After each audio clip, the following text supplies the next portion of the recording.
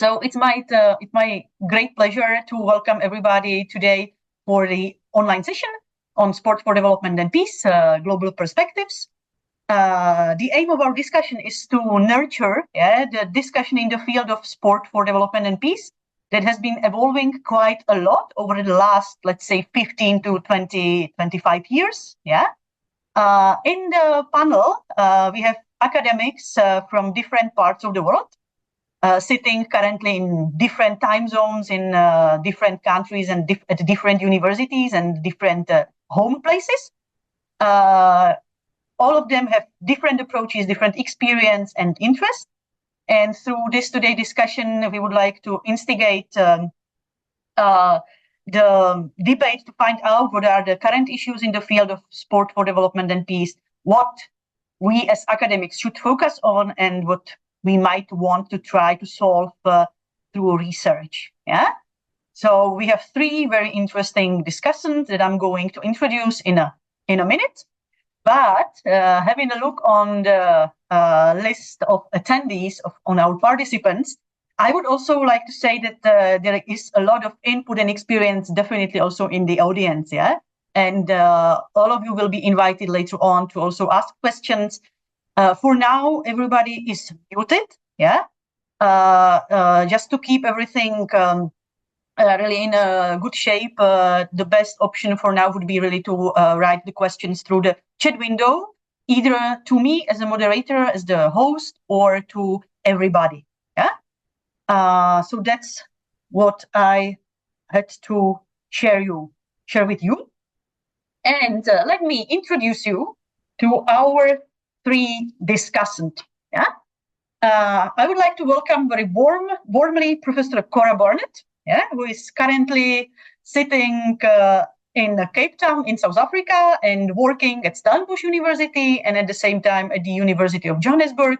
And she's also the director of the newly established South African Center for Olympic Studies and Social Impact. So welcome, Cora. Then I would like to welcome Professor Taku Yamaguchi. So good night to Japan, to the University of Tsukuba and Faculty of Health and Sport Science. And Taku is at the same time also an UNESCO expert on quality physical education, curriculum development policy in the context of the developing countries. And not the last one for now is Professor Oscar Manga, who is joining us from the University of London, and who is the director of the International Sports Management Program. And at the same time, he's the chair of the Zambian Institute of Sport. So welcome, Oscar. Happy to have you. We are happy to really have the three of you here. In the promotion, you might have seen also Teg Van Gade and Richard Giulianotti, who are unfortunately not able to join us today because of some teaching issues or being currently on a flight. So they are very much apologizing. It was enough me speaking at the beginning, and I would like to start with two short questions for each of the discussants to even introduce themselves more in depth. So, Cora, how long have you been involved in the field of sport for development and peace, and where were you working? That would be the first question. And what is your focus within sport for development and peace? So, we have to unmute you. So you should be able to, no, not. Okay. Yes. You're right. Hello, everyone. Thank you, and greetings from South Africa. So my question is actually to myself. When I read the question is, what is sport for development and peace? Actually, where did it start? So now with the trends, meaning that now physical education is part of sport for development, peace, life skill development, it's the system or the scope is so broad. So being involved as a physical educator, it was partly part of education, but it was also, I would say, overlapping with sport for development peace. But I was in in the place where it was announced the UN creation or construction of sport for development peace. So since 2003, absolutely. But especially at the end of apartheid, we were actually moving into sport for good kind of issues, and also looking at development issues prior to sport for development and peace. So I would say from the beginning, wherever the beginning might be, my focus area is in the global south or within Africa. Oscar will attest to that. You can't be such a specialist that you have the luxury to focus on one area. So we straddle where we are needed. So you become a specialist, but also a practitioner, but also an advocate. For me, it's always to go for the underdog, to go for where it's really needed. So I would say it's about poverty, it's about the manifestations of poverty and where you can focus to make life better and contribute as a researcher, but also as in different roles.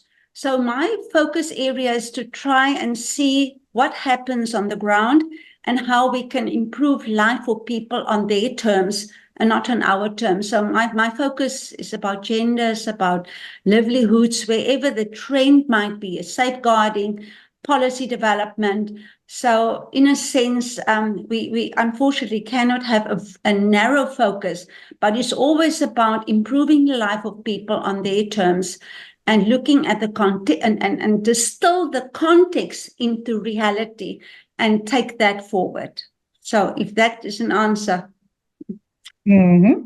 Cora, thank you very much. We definitely will still have time to go more in depth into the experiences of each of you. And I would pose the same question to Professor Taku Yamaguchi in Japan. So Taku, how long have you been involved in sports for development, whatever it means for you, yeah? And where especially? And what is your focus? Okay, I will unmute you. Yeah. Thank you. Cool. Good evening from Japan. And first of all, thank you for the organizer who created this opportunity. And well, let me introduce and explain my SDP focus through self-introduction. Actually, my SDP journey started from the first year of university, around 3 decades. So you can guess my age. Throughout my undergraduate year, I practiced and researched the social value of sports from sports management and administration. And beside my study, I work as a consultant for travel agency, planning and managing the youth sport tours for life skill development. Then after graduation, I started to operate as a practitioner in the various SDP field across the countries, including Canada, Hungary, East Timor, Cambodia, Kenya, Fiji, ASEAN country, but mainly in Cambodia and ASEAN. And during those activities, I changed the rules and frequently delivered the program targeted in youth. Since my SCP activity following the Hungary have taken the form of supporting the local administration and ministry to assist physical education in school, but also the communities. I have subsequently conducted my activity while exploring the potential of quality physical education, stand for QPE, in a policy study, and ultimately recognizing the needs to learn about the local culture and historical background. So now I'm currently researching the possibility of historical and anthropological research that can contribute to SDP and QPE development. Besides fostering the next generation of this field, SDP practitioner in the university called Joint Master Program of International Development and Peace through Sports Master Course.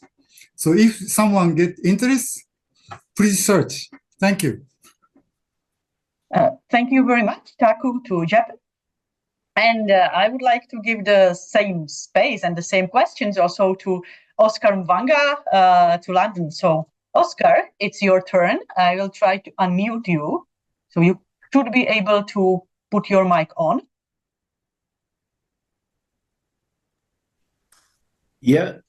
Is that okay? Okay. Yes. Yeah. I hear you. So your floor to say us how long have you been involved in the field, where exactly, and what is your own focus?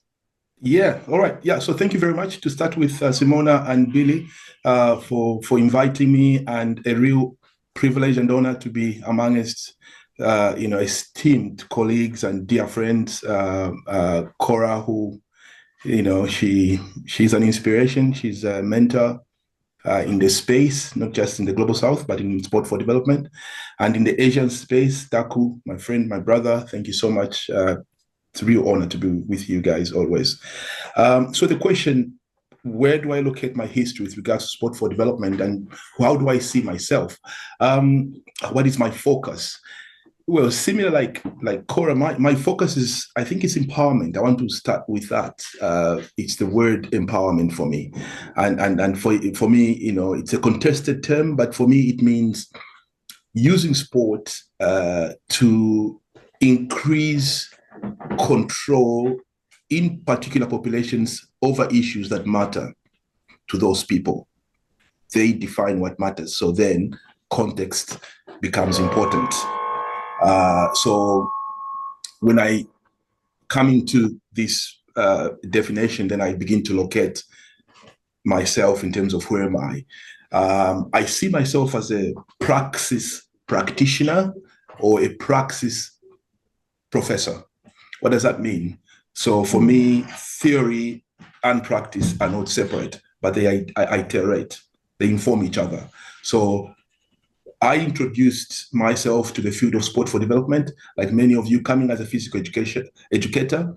But at the time I'm graduating, Zambia was being severely affected by HIV/AIDS. We're losing a lot of people from HIV/AIDS in sub-Saharan Africa. And as a basketball coach, as a football person, I thought, what can I do to help? And that is how my journey started. My journey started by saying, what can sport do in a small way to contribute towards the problem of HIV/AIDS? I was nursing my dear uncle at that time, who passed away from HIV/AIDS. And I thought I could help. And I began to think of how I could engage my community to start to discuss the issues affecting them around prevention for HIV/AIDS. And that's how we began to think of AIDS education through sport, which then became EduSport. And later on, out of EduSport, we had the Kicking AIDS Out movement that came out of Zambia and spread to over 30 countries across the world, where we're really looking at how could we use sport as a way to start the communications, the discussions around these difficult themes. And then we extended to saying, we can't just talk about AIDS, the girls have to be in school.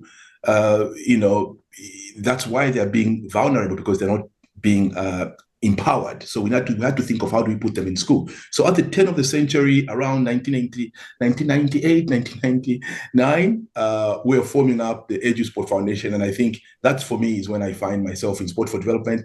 And like colleagues here, 2003, I was part of the Global North formalization, of sport for development at the UN, but we've been running with sport for development in the Global South a little bit before that. Thank you. Thank you very much, Oscar. I think that there were already many interesting issues mentioned based on your own background and the history you have in the field.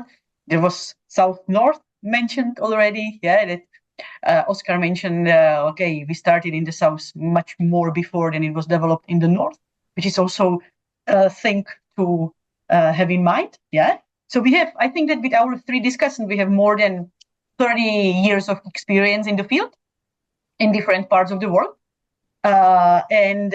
Therefore, I would like to allow myself to go into the discussion with the questions that we have prepared, but then definitely to switch to questions that might be coming from the audience. Yeah. So the first question that I would like the three discussants to answer is, what do you see as research gaps in sport for development and peace? Where would be, or what would be your opinion on the current research? Where should we go with the research at the universities? where should our students help us with the research. And we might even try to change the order. So whoever from you would like to start, Cora, Taku, Oscar, just you can put on your mic and you can start with the answers. Or we can try to unmute all of you, at the same time. And you should be able now to put your mics on. Yes, Cora and Oscar. Great. So we can have all the three of you. Yeah. Can I go because Yes. I am going to do something and with all due respect to my senior professor Cora, I'm going to do something here that hopefully is going to set some kind of a framework for us to have a discussion. I want to start from the point of departure of the Sport for Development knowledge ecosystem. This idea of an ecosystem, how we produce knowledge, how we apply the knowledge, and how we consume the knowledge in those those areas. So for me, who's consuming the knowledge, who's producing the knowledge, who's applying it, who's not applying it? So those are very important questions for me as an epistemic activist as well, somebody who understands that knowledge is crucial area for us to move sport for development as a field. So I'll end there, and then I'll give it to Cora. Yeah. Okay. Thank you, Oscar. We should keep like the answer to maximum 2-3 minutes, and I will try to control you. So Cora, please. Okay. Where do we start? For me, it's about decolonization, but the real meaning, not taking the colon out, and now you decolonize, but being very radical, reinventing ourselves. I find it very sad that this field has a lot of very good intellectuals, but they play gymnastic games with, mental gymnastics. Because if you talk about decolonizing research, and we live here, you don't come and mine data and then tell people you will capacitate them. Then you refer to it's not robust enough research and a lot of critique. So for me, I respect a lot of scholars and I think they're doing amazing work, but I think there's a lot of loose cannons that play at, inventing stick figures and killing them off. So I would really read like you would have preferences for scholars. I really admire some very critical scholars. I see Jay Coakley is here. I see John Sugden. I had a lot of respect for his work and the critical perspective he comes with, the insights, but it's also the integrity of a researcher and that you actually act. So we are, as knowledge producers, we are hamstrung because we can't afford the page fees. We cannot have our voices captured. What about our minds? When do we really collaborate? As Oscar said, when do we get the ticket to sit close to the fire, to also contribute meaningfully and be listened to, that we can also build our theoretical and test it and collaborate. Meredith is coming to me. We're working transdisciplinary and we're working on methodology for what does it really mean to be resilient at different levels with all the dimensions of resilience. So my wish is to look at the conceptual frameworks, build solid theory, but coming in a joint collaboration of knowledge production. Then looking at a cultural infusion, getting the contextuality that means something and the diversity of meanings that matters on issues, not just take the discourse and run with it and then read the same thing over and over.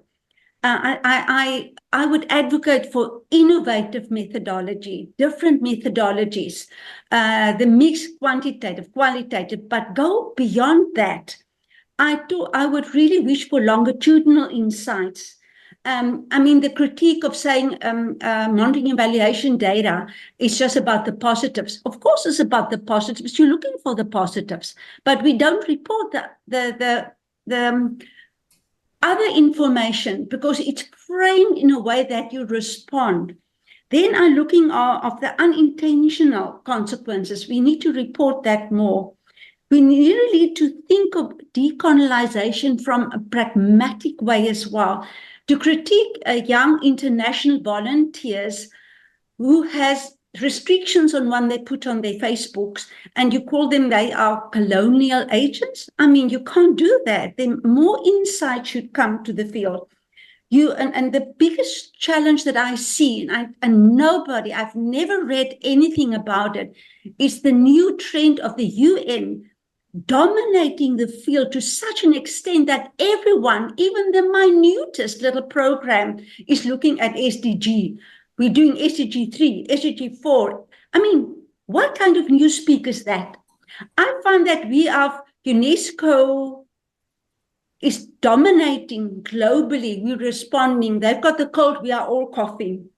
Nobody interrogates how they influence our politicians, how the politicians influence policy and kept us captive. We just accept they should take the lead. I mean, I was in Rwanda and they were fighting HIV/AIDS. After the genocide, there were hardly people left.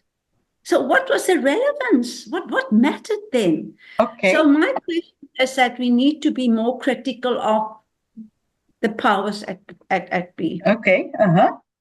Thank you, Cora, for your intro. And I still would like to give the floor to Taku, if there is anything you would like to mention as a gap in the area of SDP that we still need to cover.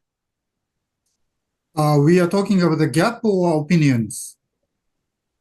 We've started to talk, like the question was more about the gaps and where should we aim with the research, but you can still also react to Cora if you wish so.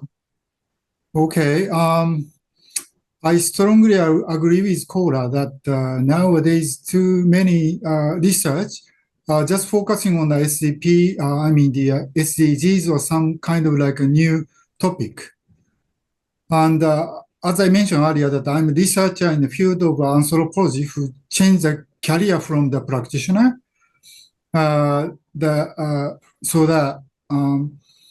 This background may heighten my awareness of following issue. There's a significant lack of research contributing to SDP, especially in the global south. I believe that this deficit is due to the several factors. First, like maybe research often analyze the data from a global north perspective, as Cora mentioned, could be make it difficult to apply the findings to local context. So if the researcher focusing on their local context, then much easier for them to understand. The second, field practitioner are also often unfamiliar with the effective method for utilizing the research outcomes. And third one is if this is also related with the first and second, but the shortage of a facilitator who can bridge the gap between the academic research and the practical applications. So that this combination of a factor result is this connection between the research production and its practical implementation in the development context, I believe. Okay. So right. Okay. Thank you very much for these words. So we've heard that there might be some critical issues in the field, and Oscar also started with the explanation of ecosystems, and you might want to add something more, Oscar. Is it like this? Yeah. You have to put your mic on. So I really wanted to then pick up, because I think what we need to remember here, that we are really talking about the epistemic ecosystem, or the knowledge ecosystem of sport for development. That's what we're talking about. So we're talking about how and who produces the knowledge, how is the knowledge applied, and who consumes it. So straight away, my two colleagues are acknowledging the fact, which is there, that the Global South, with all its richness, is just a consumer of this knowledge, which is produced by the North, but about them, the Global South. Because sport for development is played pretty much in the Global South. Now, the question is why?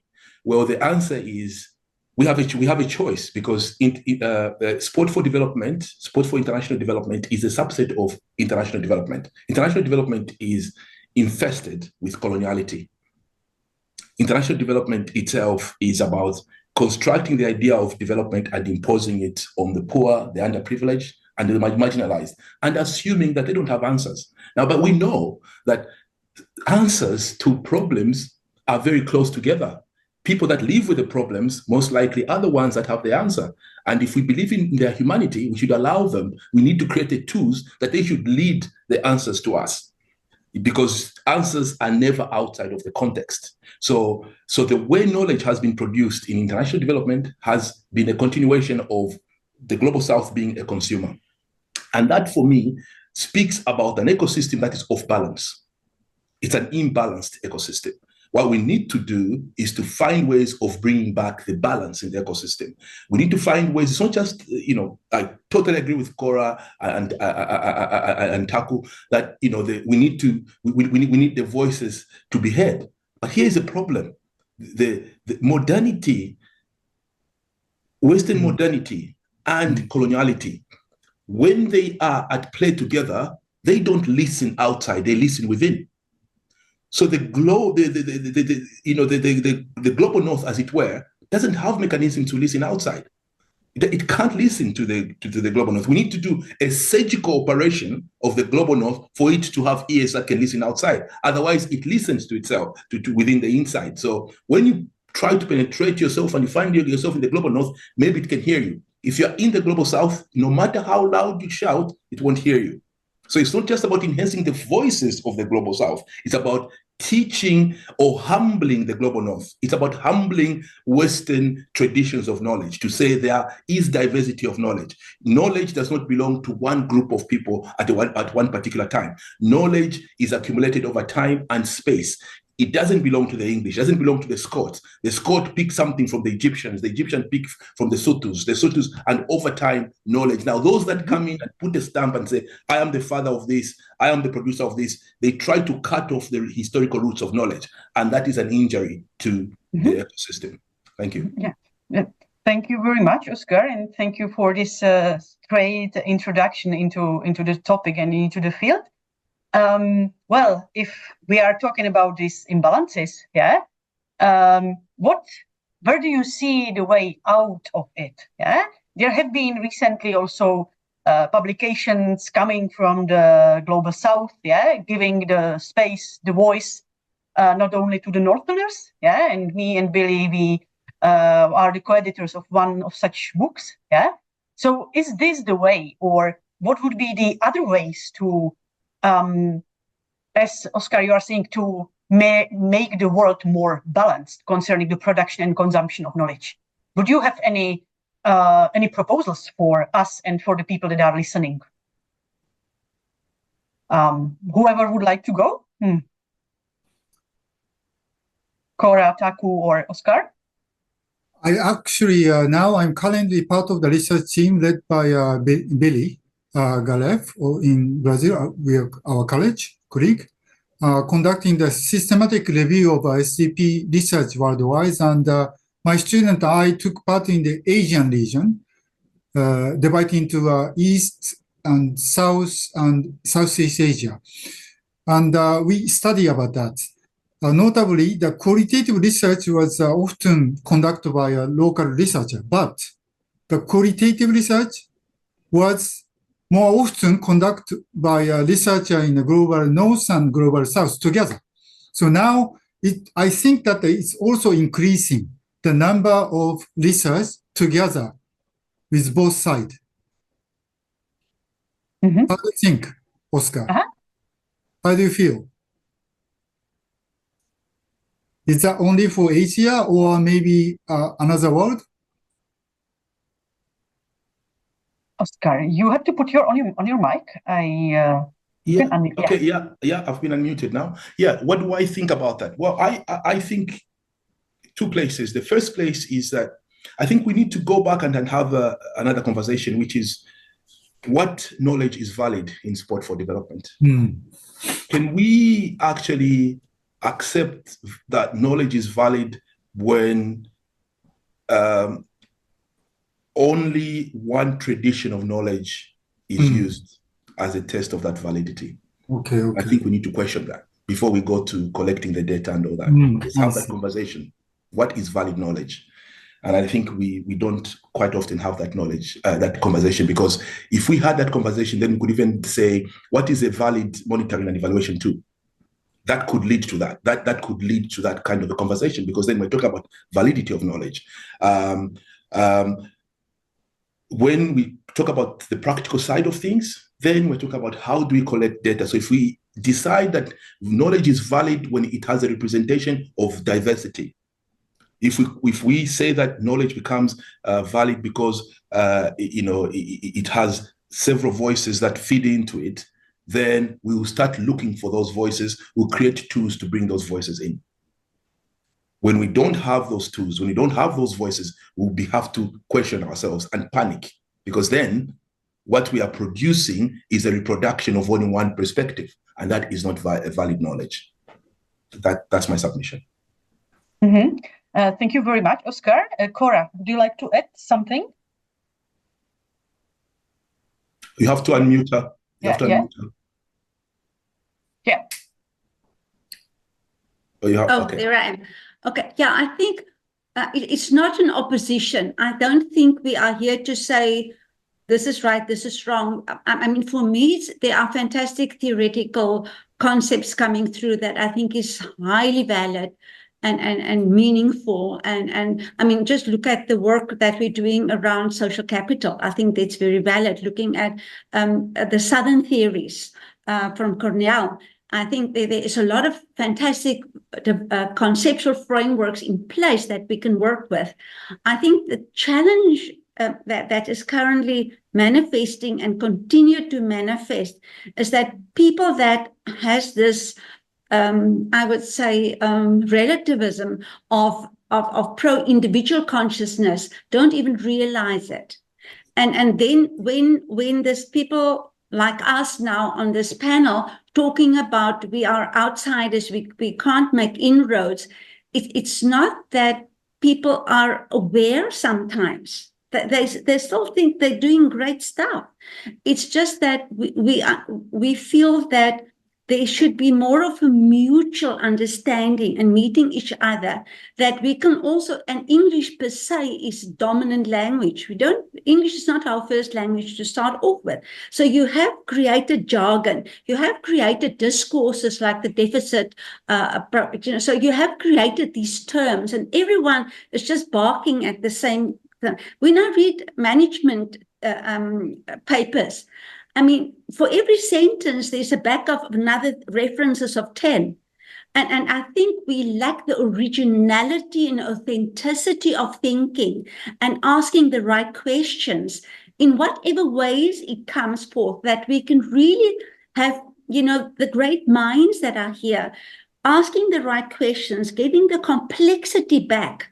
And I think it's not an opposition that's either the North or the South, because the North and South is not only places and spaces, it's the way of thinking, the way of sense making. So the solution, Simona, for me is to really come around the table and honestly share and work together, go to the field together, understand it from all the perspectives. We learn as much as they. It's not an us and they, it should be an us, a collective. So intellectual collectiveness, that the poor people are not the abstract humanity, the poor, the this, and it becomes real. We feel them, we see them as human beings, and they matter, and their questions matter. I think that is my plea, but it's open for everyone. It's good science. Okay, else to add, Oscar or Haku? Yeah, I was just gonna add that we cannot talk about, we cannot wrestle back knowledge for all unless we decolonize the space, and Cora did mention that. We have to look at the history of coloniality, which is a history of erasure of other ways of knowing. It's a history of centralizing Western traditions of knowing and decentralizing others. That we have to accept that's the history that brings to sport for development. We need to deconstruct that and then reconstruct and have what people have called a decolonial imagination. Can we imagine alternatives? Is there another way to exist in this space that we can imagine? So, we can think critically, we can think with originality, and I want to add, Cora, we can think with this imagination out of this space. If you think of this space as an epistemological prison, as a prison where we're only having one way of thinking, we can't see other ways of thinking. How do we get out of here? I'll pose an imagination to colleagues here. Imagine Gaza having an ideology of Ubuntu. That is the ideology of Southern Africa. I am because we are, and that's what Cora was saying. My humanity is completed in you. How come Ubuntu did not permeate sport for development if sport for development is so dominant in Global South? Think of how Sub-Saharan Africa, think of how scary that is. Now, if that was promoted through sport for development, and then we had young people, going into Gaza, having that interaction with whatever is going on in those parts of the world, we would tell the story of, in you, I see myself. And if I can keep seeing myself in you, it becomes difficult to kill you. It becomes difficult to dehumanize you, because to the extent I dehumanize you, I dehumanize myself. I injure my own humanity if I don't forgive, if I don't heal. Sport for Development had that opportunity, but because it was working on one perspective of knowledge, it erased other ways of engaging in this space. And I think decolonial imagination for me is to have that imagination of what we can't even imagine. Can we actually prioritize gender-based perspectives that are non-Western, perspectives that are non-middle class? What are they? Because we need that richness for our own humanity. Thank you. Okay, thank you very much. So we got to the topic of decolonization and also decolonization of SDP. Oscar has already proposed some of the steps how to do it, but could we be still more specific? Yeah, what steps would you propose to undergo or apply in the research? Where to start from? Yeah, is it just the imagination out of box, or are there any other specific or more, I would say concrete, which is not real English, but let's say more specific steps that can be taken as an advice for all the researchers within the field?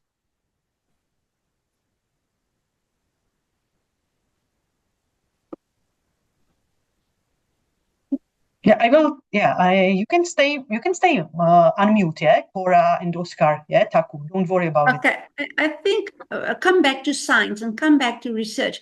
We must also follow the trend. What is happening currently now with sport for development and peace, or sport for change, or sport for good, or whatever, and in what body of knowledge it manifests and happen, is become institutionalized. It's got a business language for the corporates. Look at multiple stakeholders. It's got a different geopolitical language and landscape for the government entities. The UN has got its own decentralization, but keeping the control.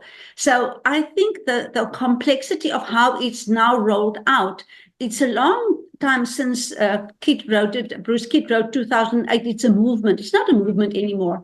Now we find quality physical education becomes, this morning, UNICEF announced that 1.1 billion people are poor, but it's not only for the poor. When you talk life skills, when you talk life skills in schools, when you talk life skills in community clubs, we know that the IOC is very much prominent, FIFA is prominent. The sports sector came into the big mix. So what is that now? If you read Nikush Kulenkov talking about Australia and their diplomacy in the islanders, they are looking competitive sport, but they see it as a development initiative. So the diversity of how it's manifesting, it can become so confusing. So I think we should really think about what is happening and study the phenomenon as it presents itself. It's a different ballgame than it was in 2003. It's everywhere. It's institutionalized. It's formalized. It's diluted. It's an hybridity. So looking at the stakeholders, see how they deal with it. It's another complexity, and we need really good theoretical stances and positional papers on that. I think that would be, for me, a really key next step to say, what are the waves? What happened since Mandela 2000? Talk about the power. Get rid of the power, because it's very difficult to measure that power.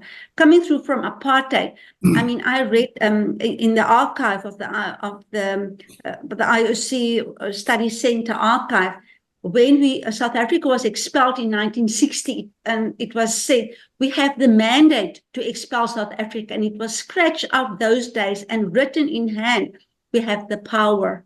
So power is very central in what we're doing. Stakeholder mandates and dynamics and longevities and sustainability, and there's a lot of in the mix that we need to unpack it carefully and see what is actually the phenomenon we are dealing with. We don't even speak the same language. We don't see sport for development and peace. What is the ontology around that?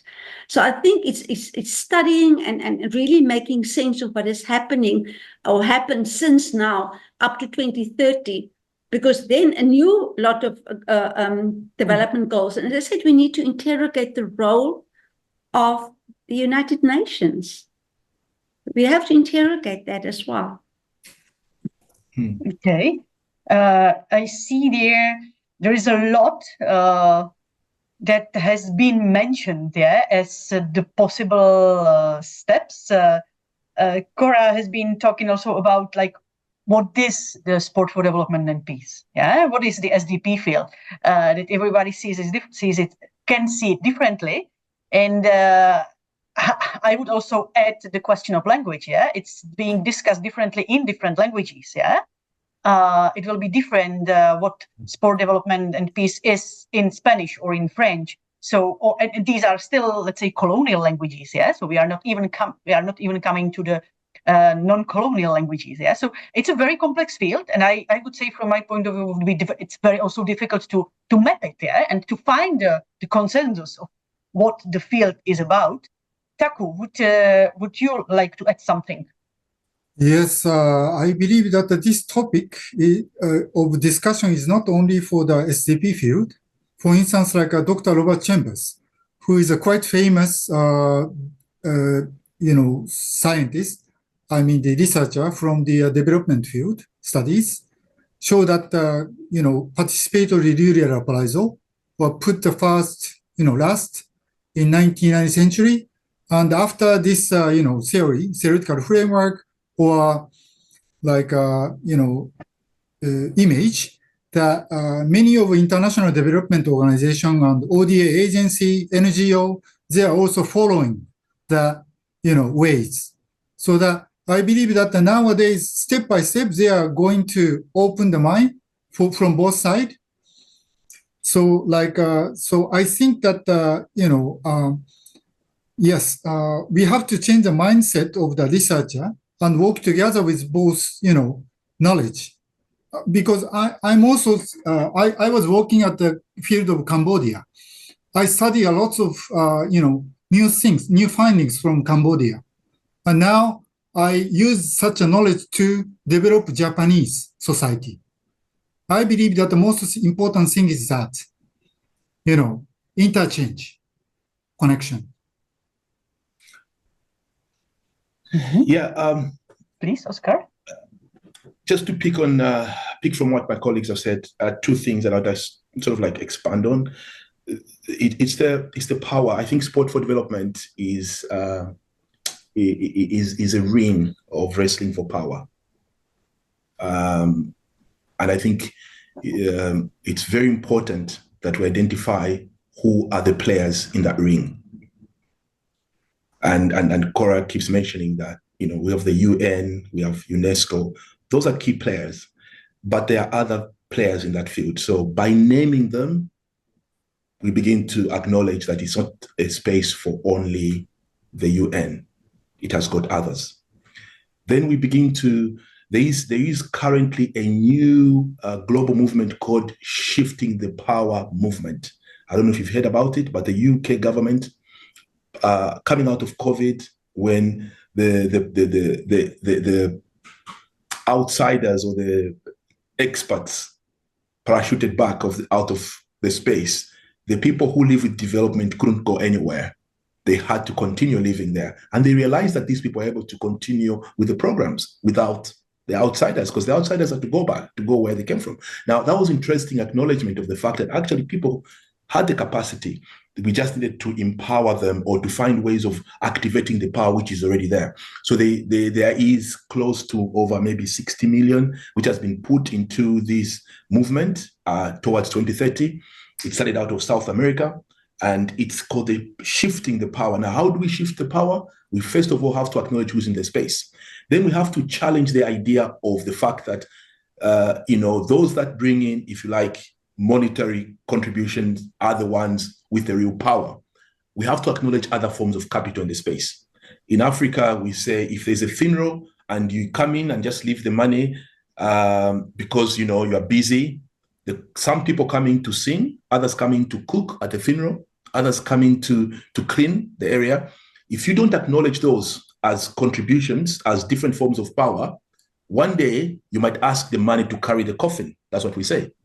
And the money can't carry the coffin. So you need to understand that even those that don't have the money have a certain form of capital. So it's that acknowledgement, it's understanding that capital and power manifests in different ways. So accepting that and giving the people that have different forms of power the confidence that they too have power that can actually be acknowledged in that space. For me, that would be important going forward.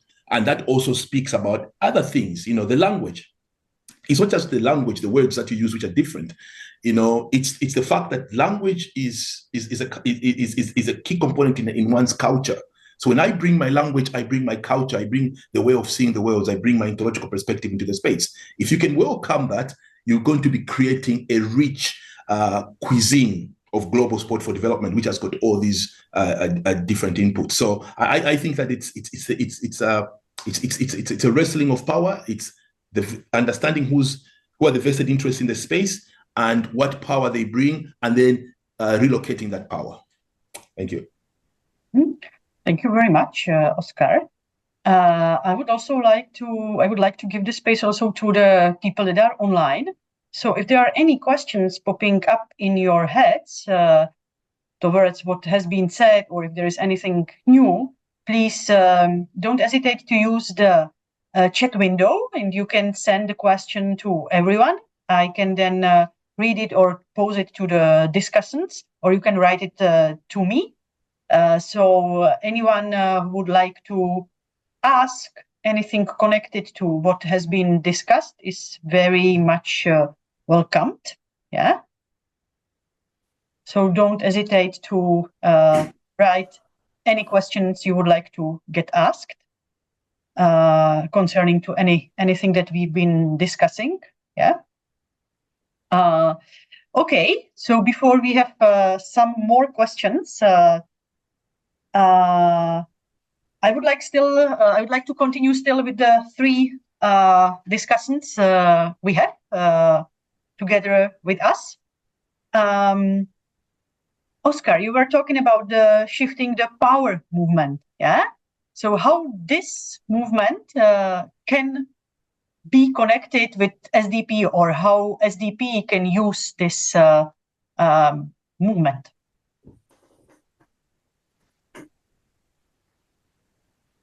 Yeah. Mm-hmm. I would challenge, encourage my colleagues here to do a position paper requesting sport for development to be incorporated in the movement. We can write to Comic Relief and to the British government and then to put up a case that this is what we'll be doing. So currently in Zambia, they've put some money towards empowering the civil society. So these organizations that are working around the key areas that are important for Comic Relief are being given, if you like, that empowerment to become stronger NGOs, so they can appreciate their own identity. They can challenge for what they believe is important. So one of them did something very fascinating in one conversation that I had. They said, we have been talking about empowering young people in our community, but no one ever talks about the cheap land that they can buy. You know, you can buy land in Zambia, for instance, for £1,000 or for £100, you can get a traditional piece of land, you know, maybe 1 hectare. Now, we know that that is important from a traditional perspective, but even in the modern economy, it's important that, you know, people have access to land, and if they're going to get loans, as they need to have that. So I've never thought about it in Sport for Development as an important resource to have. And yet these people are saying, we never talk about it because what we are saying is never heard. You know, so the Global North will not hear that because they have got their own prescription of what they think development is, which they take down there. So this shift the power, you know, is a contest around, you know, who is there in terms of the players, what do they bring, and who appreciates it. And yes, we can actually present to them so that we can be allowed to engage in that conversation with them. Mm-hmm.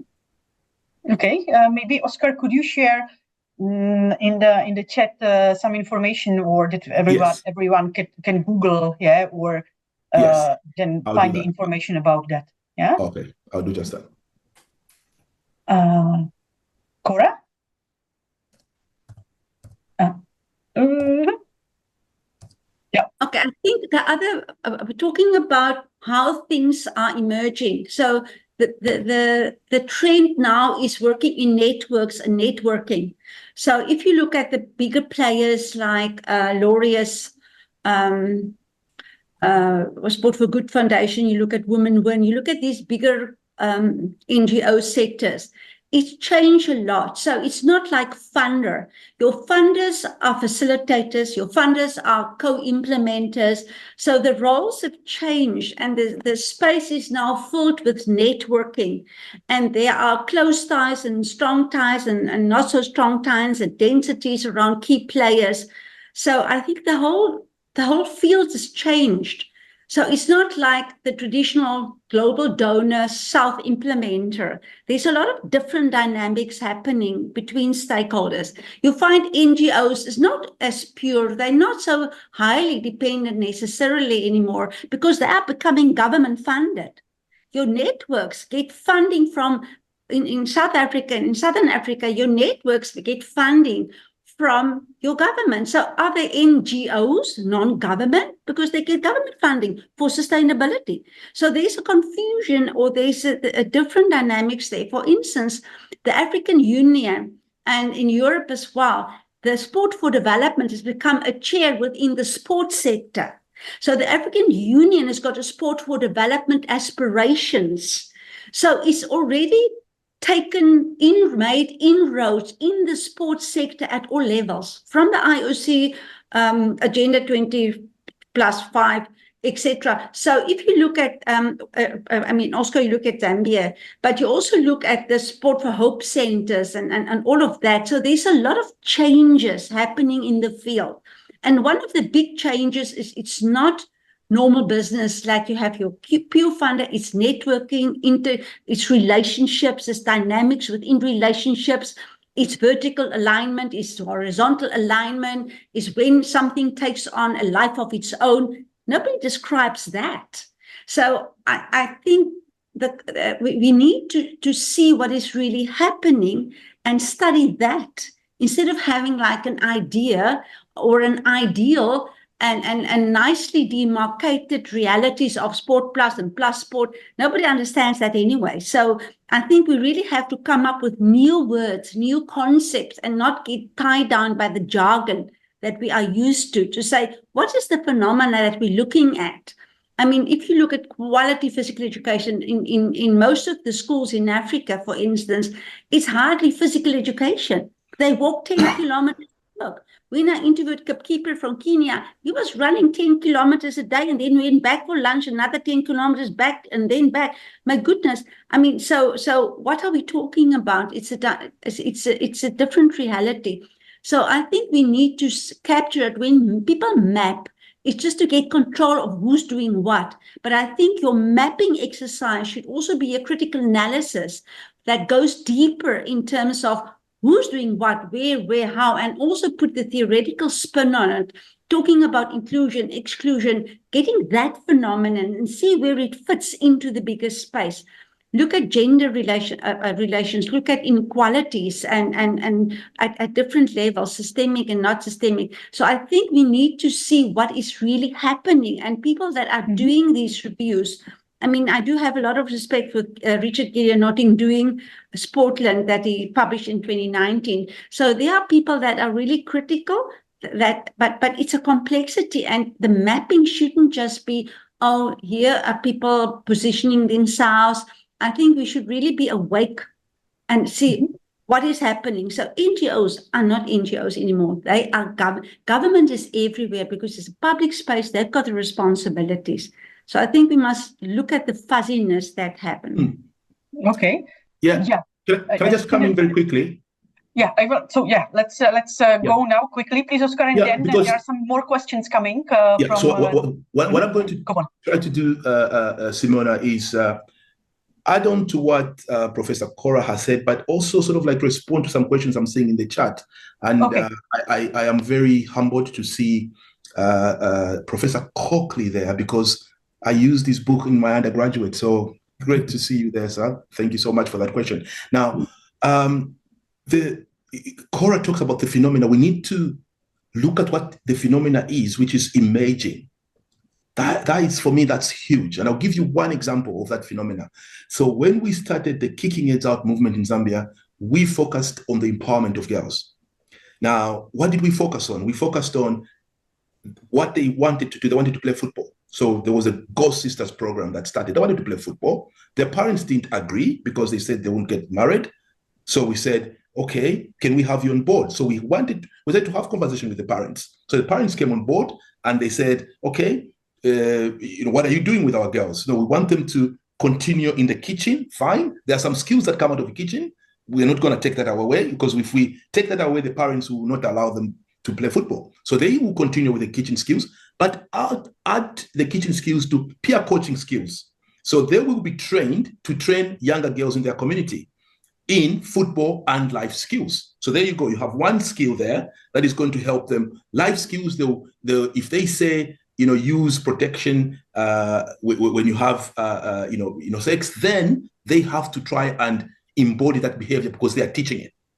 But then, why are girls, using their bodies to, in risky ways? Because they need money, they need empowerment. So let's get them school scholarships. So if they do the work in the community, then they get school scholarships. Now, kids, look at what happened now. Zambia has tremendously, the landscape for women football is changed. Those young girls that we were coaching are now the leaders of the current women football in Zambia. The two most expensive players in women football are from Zambia, were mentored by these leaders that were coming from this group. These young women are now following their boys and girls to football. They're making sure their girls are in school, because they came from out of the EduSport methodology, which said school and sport goes together. And parents should be in the conversation. The church should be in the conversation. It's not the parents that raise a family, a child in Africa, it's the whole village. So that was bringing everyone together, and look at what has come out now. We've been to looking at high elite sport. We've been to the World Cup once. We've been to the Olympics twice with our women football. And what is now happening is that these girls are going back and helping their families. A different conversation is happening now. Girls are not just for marriage, but girls can actually go and play football, buy a nice car for their parents.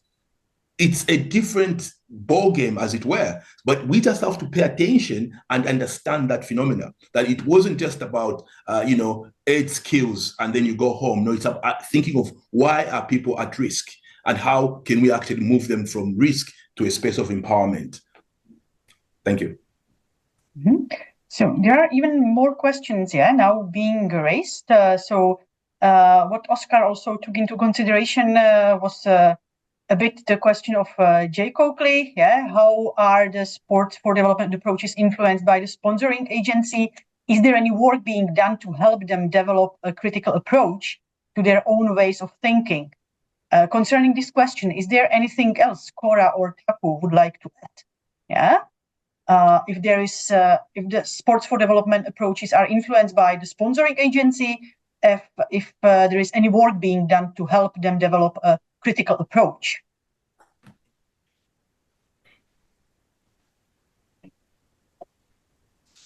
Cora, yeah. Mm-hmm. Okay, yeah, I think it's a very relevant question.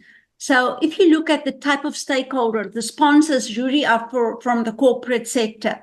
The corporate sector is for profit. So they engage in the social corporate responsibility, investment, but now it's social corporate strategy. So they're very strategic. So if they play the game in the public space, and especially in the eyes of the media, they will calculate what is really relevant. But some of them are not critical, but they care about the image first and foremost. And some of them really care that they say, what is the best impact?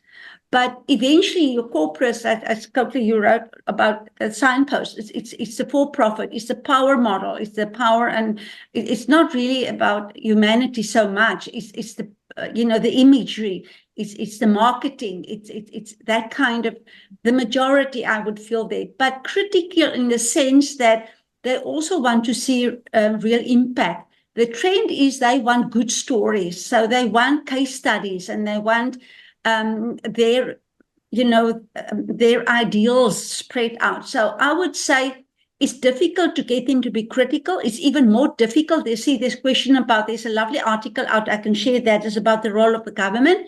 The government is also protecting their image. For them, it's and the challenge with politicians is that one day we had 3 ministers of finance in 3 months. So we've got now the 3rd minister of sport, arts and culture within a year. So the politicians each come with a new mandate and a new vision. It's very difficult to educate and to really have, it just comes with their mandate and with their vision and what they want to achieve. So I think the information is how to inform, how to really get them to about the matteredness, to see the impact in real time in real lives. But I think the challenge is going to be strategic. So governments is going to put the money where the medals go. It's now with the health optimizing, and they can see the benefit of saving on health costs, and they're building now a case for sport, physical education, and physical activity to see what is the benefit for the government. People are caring about themselves first and foremost, I see, not necessarily about what they posture to do. So the corporate will care about themselves. The NGOs will need to survive. Your different types of stakeholders come with different agendas. Mm-hmm. Mm-hmm. Thanks. People are writing even more questions. Some of them are getting answered with the time, but maybe Taku, you could also contribute from your research you've been doing, because there is a question on what is the role of government in sports for development. Cora mentioned a bit the context in several African countries.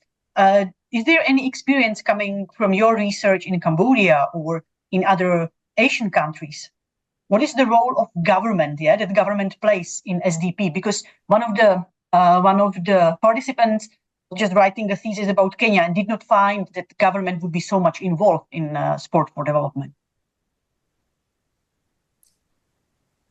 I think that SDP and QP, whatever we are doing, I'm for social good.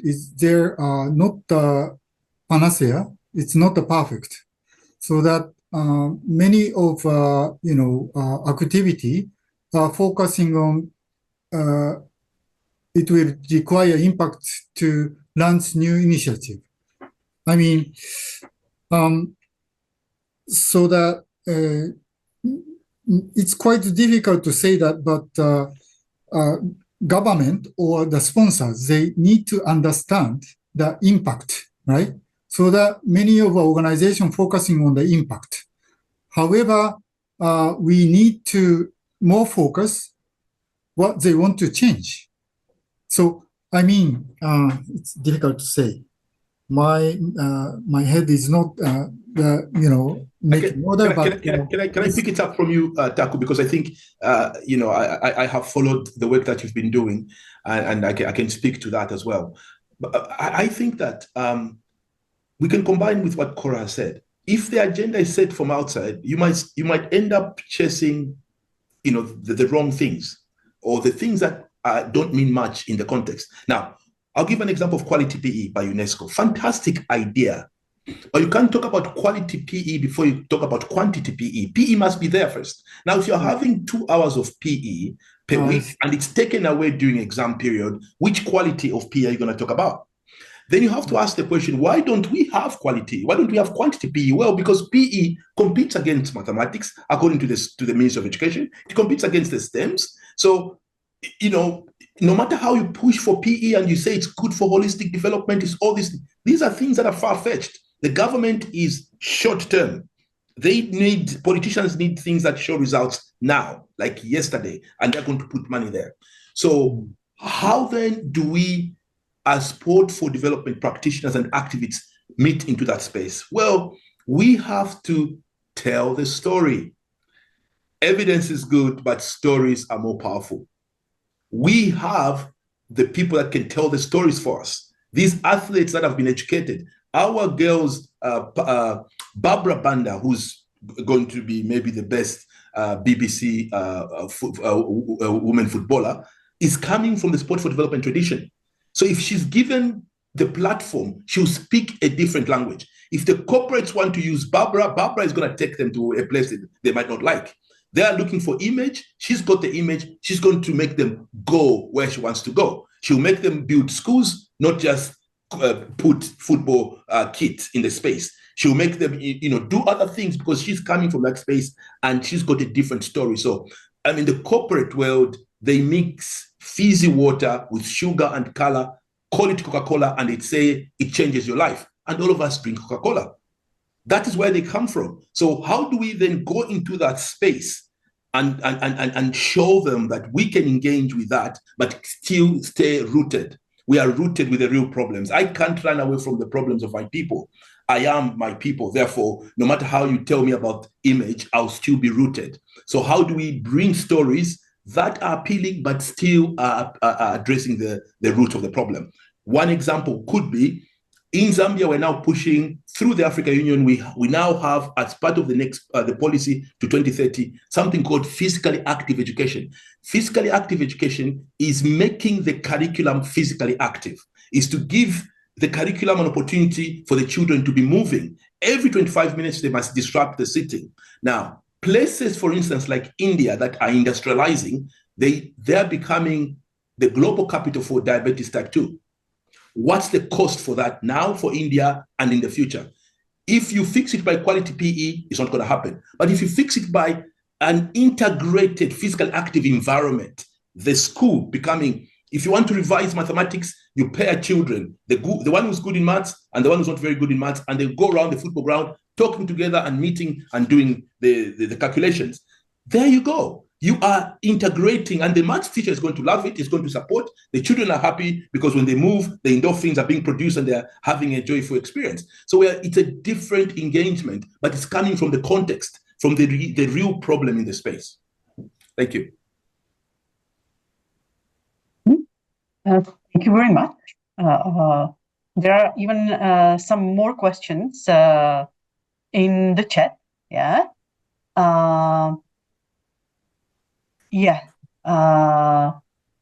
There is a question also coming from Stefan Kupers, who is describing or asking if this is only a problem of the global north and global south. Yeah. It looks that SDP is not very clearly defined and the same definitions are not being used. That's what we've been discussing. Yeah. And then the question is, how does the global north react to the statements of the decolonization? Can this also lead to resistance to cooperate?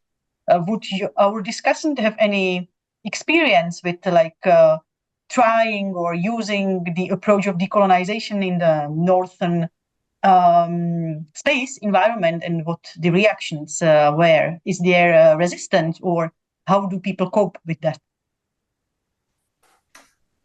So at the University of London, I work with online and distance education, and I'm leading the decolonization of our distance programs.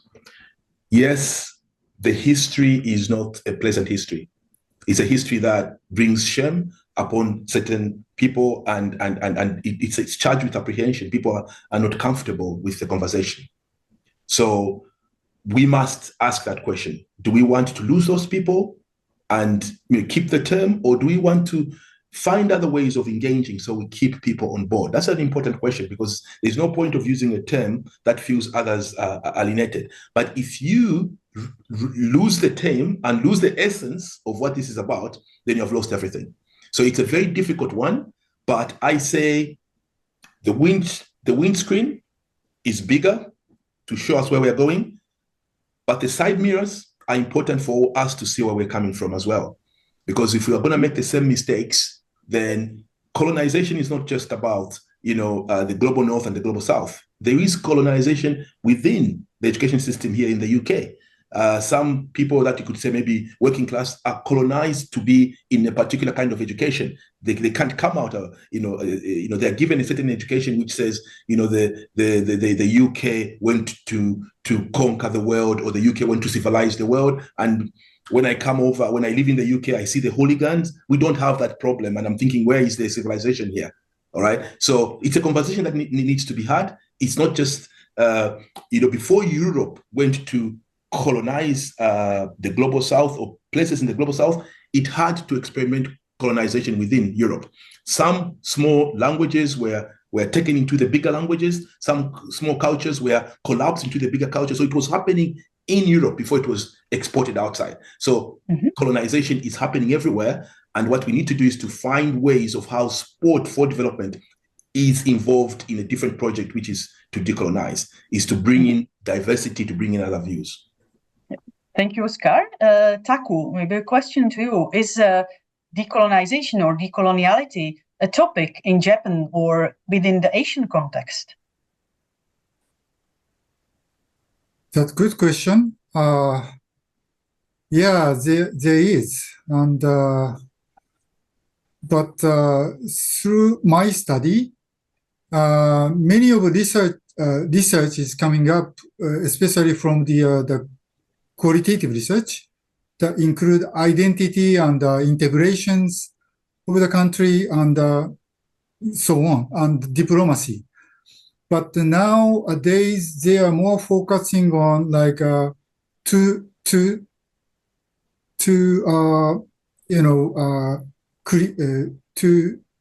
solve their problems of the country. For instance, like a non-communicable disease and the others. So that I don't really think that not only focusing on of course, it's quite important that decolonization, but this is also important to focus on their matters. We don't have to follow that like SDGs and MDGs, and we don't have to follow the big stream, because they have their own matters, right? So researcher can help them to create or solve their problem. And so that, I mean that it's not only for the global north and south, but also politicians and practitioners, right? And practitioners and sponsors. So they also have a gap between those. But I think that we are showing the evidence based on the research, working together with the field officers or field practitioners, then they might understand step by step. So that I believe that India, Magic Bus is a good case study. At the beginning, they just only start from the NGO activity, but nowadays their activity become national PE program, right? So I think that we need a time, of course, but step by step we are working together and show the evidence and fill the gap between those.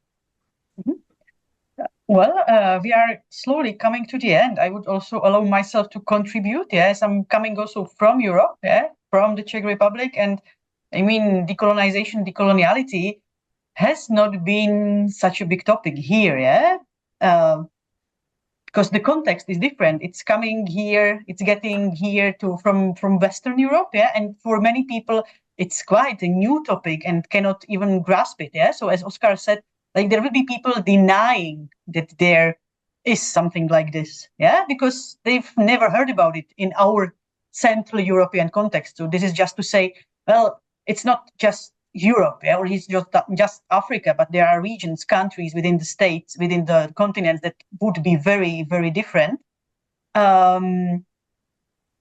So having a look on the questions, I'm trying to grasp them a bit, because some of the people online, some of the participants wrote a really long story. There is a question from Farik from Pakistan, describing that he's doing a PhD and people within even the educational sector might be corrupted. So the question from him is, what should be the solution if he is writing about also sports? How can he contribute to make it the education and the research corruption free? I'm not sure we will be able to answer this, but would you have any ideas? Or I would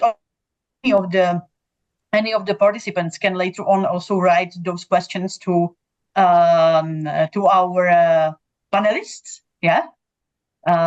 because we will not be really able to cover everything, Cora, I will let you speak. Please. Now you should be able to unmute yourself. I can't. Yeah, there I am.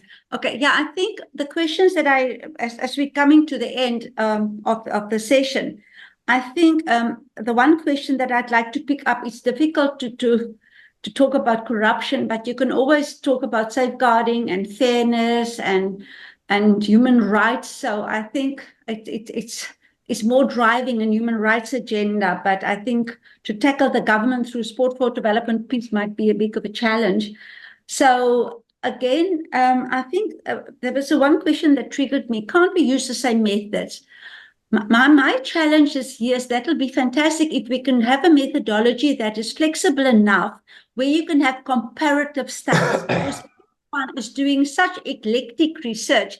It's very difficult to actually build a body of knowledge where the methodology speaks so in a diversity. So if people will go into bigger studies like cross-country studies and look at youth, because in Europe you have a lot of youth incomers looking at inclusion, exclusion, looking at the youth issues.